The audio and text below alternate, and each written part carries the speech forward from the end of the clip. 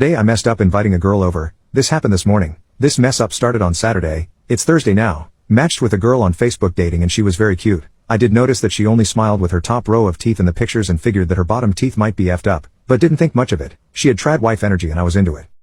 We end up meeting on Sunday after some pretty clean chatting. Turns out she lives exactly 8 minutes from me, so I offer to pick her up for our first date. I learn a lot about her in a very short time. I won't reveal all the details, but she had battled a long time with eating disorders, thus her teeth a bit janky. From what I saw they weren't that bad. This is all a red herring. Nothing about this mess up has to do with the teeth. I wanted to mention it because I was so focused on this that I didn't pick up the other red flags.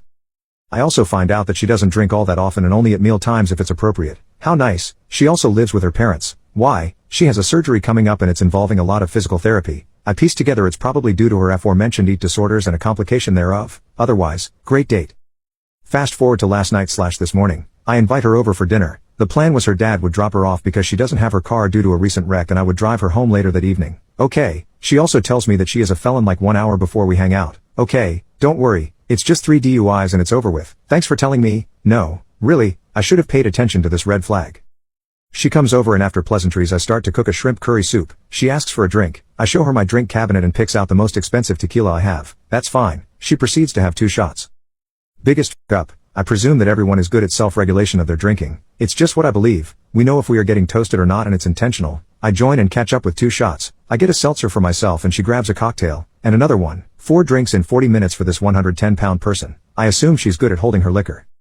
After dinner we are cuddling where she has her head in my lap. Suddenly, to my surprise she takes her pants off and says, "Let's go to bed. A woman has needs." Gentle reader, let me mention nothing sensual happened here. I was barely registering as tipsy and she was beyond drunk. I set her in bed and she immediately passes out. No worries, I'll put a trash can near her and I'll go watch some TV and plays games and check on her. The horror story starts here. I check on her and I realize that my bed is dark. I touch it, it's pee. Just effing great. I attempt to rouse her and alert her she has soiled herself. And my bed. She wakes up and asks me why I'm waking her up and then tries to flirt with me. I then notice she's soiling herself, again, actively, while trying to seduce me.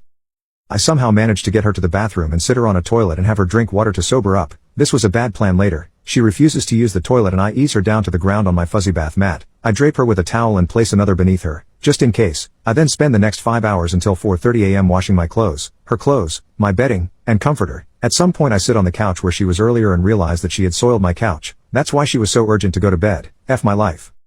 I do check on her to make sure she's okay and I end up changing her towel twice. I finally decide to go to sleep at around 5 and I have work at 9. Despite the ice storm, I set an alarm at 8 so I can drive her the heck home and forget it all happened. At 6:30 she wakes up, confused and exposed, to which I provide her some of my gym clothes that I don't really care about. I go back to the couch and she is embarrassed and hungry. Fine, go eat leftovers, but let me sleep. She clangs around the kitchen a while. She apparently ate all the shrimp and the soup. Great. She decides to cuddle with me on the couch and I had no energy to push her away. She attempts to kiss me, but I rebuke it, and then realize there's gin on her breath.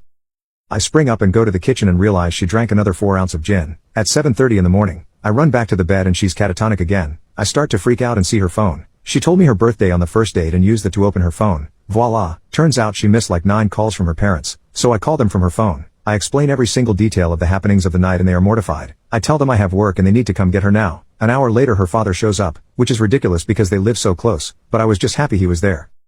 I had gathered her laundry, belongings, etc. and give it to Dad. Dad is not happy. He yells at her and I tell him, "Hey, sorry, my house, please no yelling." He apologizes and agrees, surprised that actually worked, but I guess he was embarrassed about everything. Dad takes the stuff and comes back and says, "She was almost 1 week sober, and this happens, not your fault, son." Oh, the DUI thing makes sense now. She cannot stand up by herself, so he tries to scoop her up from the couch, but she's completely dead weight and wakes up, yelling that she hates her dad, and she pees on him.